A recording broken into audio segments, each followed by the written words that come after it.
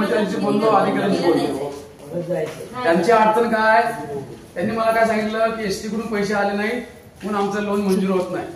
मी त्यांना म्हटलं एसटीने कपात केलेली आहे, एसटी प्रशासन बँक प्रशासन संचालक म्हणून तुम्ही बघून या, आमची त्याचा काही संबंध येत नाही. आमच्या पगारात रिकव्हरी झाले तर आम्ही केलेला अर्ज तुम्हाला मंजूर करायला पैसे द्यावे लागतील. नंतर ते म्हणले सेंट्रल ऑफिसशी बोला, पण दरम्यानच्या काळात मी डायरेक्टरशी बोललो. त्या डायरेक्टरने आज आगाऊपणा केलेला आहे. मी परत सांगतो तुम्हाला संदीपजी, त्यांनी आगाऊपणा केलेला आहे. माझ्याशी सुरुवातीला व्यवस्थित बोलले, नंतर ते काय बोलले, आम्ही उद्या व्हीसीएमडी साहेबांना भेटणार आहोत, तुम्ही त्यांना तिथे घेऊन या. मी म्हणलं आम्ही तुमचे नोकर आहोत का, आम्ही तुमचे नोकर आहोत का म्हटलं. आणि त्याच्यावर शब्द वाढ गेला. तो ज्या दिवशी येईल संदीपजी, मी बँकेतून बोलतोय, तेव्हा ज्या दिवशी येईल त्या दिवशी त्याच्या कॅबिन लॉक करील आणि मग बघ तुम्ही काय करणार ते. त्यांनी मला आज ज्या पद्धतीने मला त्या रिॲक्ट झाले, मी सुरुवातीला व्यवस्थित बोलत होतो, इथले कर्मचारी तुम्हाला सांगतील, पण त्यांनी जेव्हा मला सांगितलं तुम्ही तिकडे या मुंबईला, काय त्यावेळी मी त्यांना त्यांच्यावर चिडलो. म्हटलं आम्ही काय तुमचे नोकर नाही, आम्ही तुमचे नोकर नाही.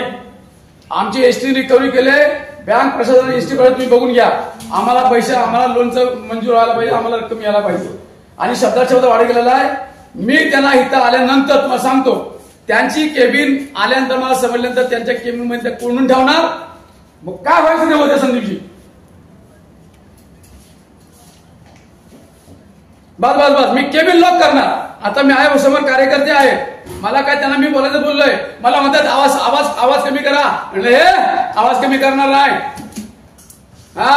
म्हणजे आवाज कमी करणार नाही. तू ये त्या दिवशी तुला बघतो म्हटलं. संदीप कातकर तू ये म्हटलं, त्या दिवशी येशील ना, त्या दिवशी तुझा हिशोब करी. ही शब्द वापरलाय आणि त्याचा हिशोब करणार,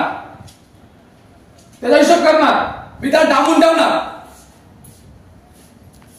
येस. आणि दुसरं, मी आढाव साहेबांशी बोललो, व्यवस्थित बोललो. आढाव साहेबांनी थोडंसं मी सांगितलं, काय आढाव साहेबांनी ठीक आहे तिथल्या म्हणजे अधिकाऱ्यांशी किंवा तिथल्या कर्मचाऱ्यांशी फोन द्या.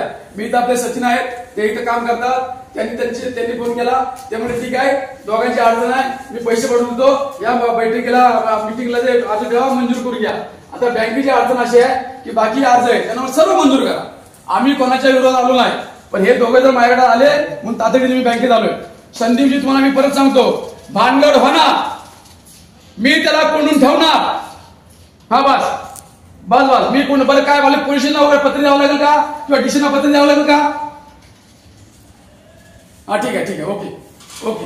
आता आढाव साहेबांनी सांगितलं मी पैसे पाठवतो, त्यांचे पैसे द्या. ओके ठीक आहे.